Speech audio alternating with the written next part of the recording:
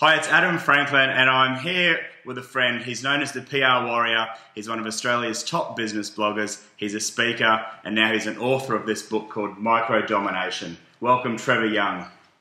Thank you, Adam. Trevor, congratulations on publishing this book. In the book, you talk a lot about micro mavens, and you've listed some of my Australian people who I follow, Darren Rowse and Valerie Khoo, and also international people like Brogan, Chris Guillebeau, Brian Solis and Gary V. Now, can you tell us what is a micro maven? Yeah, well, I've sort of dubbed them micro mavens, and really what I've tried to do is I guess piece together some common characteristics of these new look entrepreneurs. And I've kind of got about 7 characteristics, but ultimately what they've all done is develop a global platform for their brand.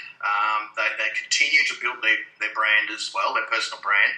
And then what they're doing is that they're building businesses wrapped around that personal brand, as it were. So they've built their platform, they're growing their personal brand, and around that they're growing these, I call them multi-source income types of businesses, because they don't just do one thing. You know, they are authors and speakers. Some of them run, Gary V runs an agency. But they all run their businesses based off the back of their personal brand. And I think the other thing is that they kind of all seem in control of their life. Chris Guillebeau, for example, travels the world. He's, he took 5 years. I think it was when he was 30, he made a goal to travel to every country in the world by the time he was 35. I reckon he's just about hit that now. So the lifestyle aspect is very important too. Not many of these micro mavens have actually, got bricks and mortar businesses. In the book, you talk about marketing being all about getting people to know you, like you, and trust you, and that these micro mavens do a fantastic job of humanising themselves and their personal brand and their organisation, if they have one, like I guess Gary V and Chris Brogan do. There's a concept in there called opening the kimono, and I'd like you to talk a little bit about that, if you could, and what that concept is all about. Yeah, well, the words opening the kimono have been used a bit in the really, so I can't say that I've invented the term, but what it really does refer to is how much of your personal life do you give away. Now, one thing the characteristics of all of these micro mavens have done is that they, all to varying degrees, let people into their lives proper. That not everyone likes to do that. A lot of people like to keep business and personal separated. I think in today's social world, that's nigh on impossible. And what the strengths of the micro mavens are is the fact that people do like to see behind the scenes. They do like to see a bit of their personalities, because that's what they're buying into. As you say, we do business with people who we know, we like, and we trust. Mari Smith talks about personal, professional, and private, and I think that's a really good distinction.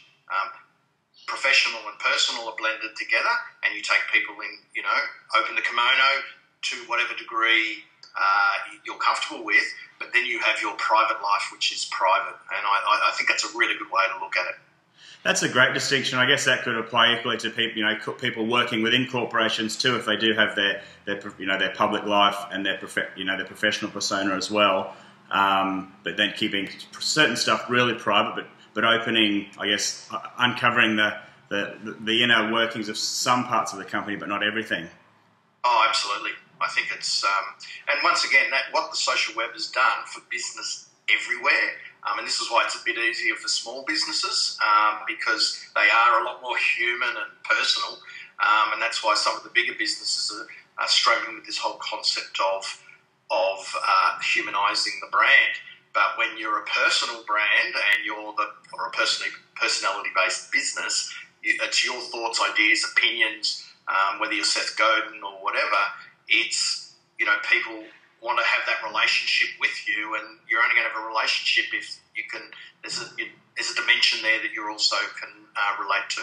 And you talk a lot in the book, obviously, about the social networks and connecting online, but you say one of the things that really stands them above everybody else is the fact that they go old school and they press the flesh. and they're actually very accessible and very keen to connect, you know, IRL, as you say, in real life, and connect. It's a weird concept, you know, old school, face-to-face. I know, and that works really well for them, right?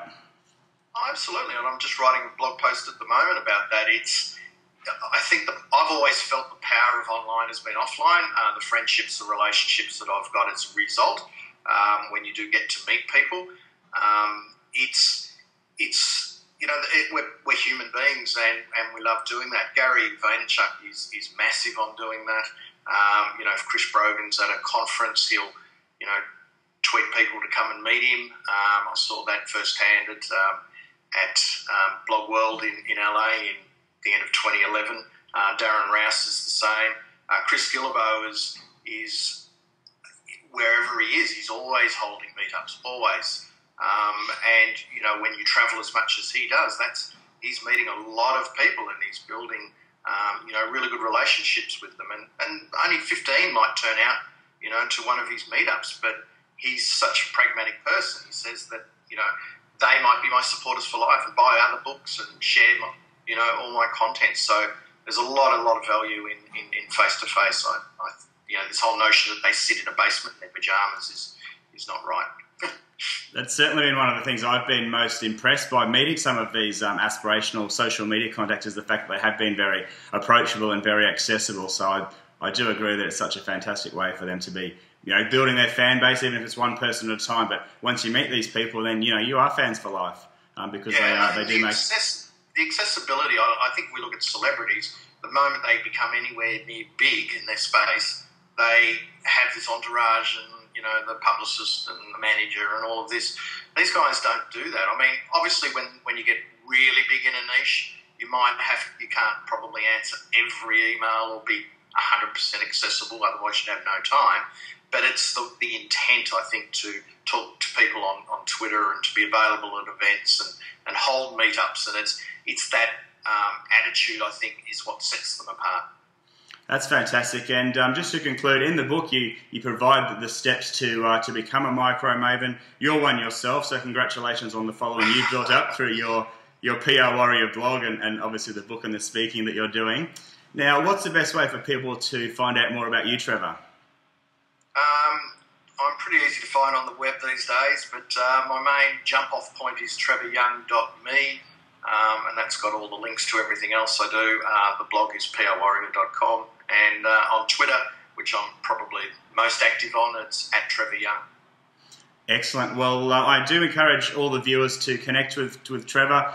Certainly buy the book. There's a free first chapter excerpt, I think, available from your website. So certainly check that out. Yeah, it's an e-sample, so I think it's a bit more than a chapter, actually. It's the publishers have packaged a nice little snapshot of the book. So, yeah, there is a book-only site, which is called microdominationbook.com, and there's a free e-sample there. Awesome. Well, I'll link to all of those in the blog post. Thanks very much for joining us, Trevor, and congratulations on the book. Thank you, Adam. Cheers.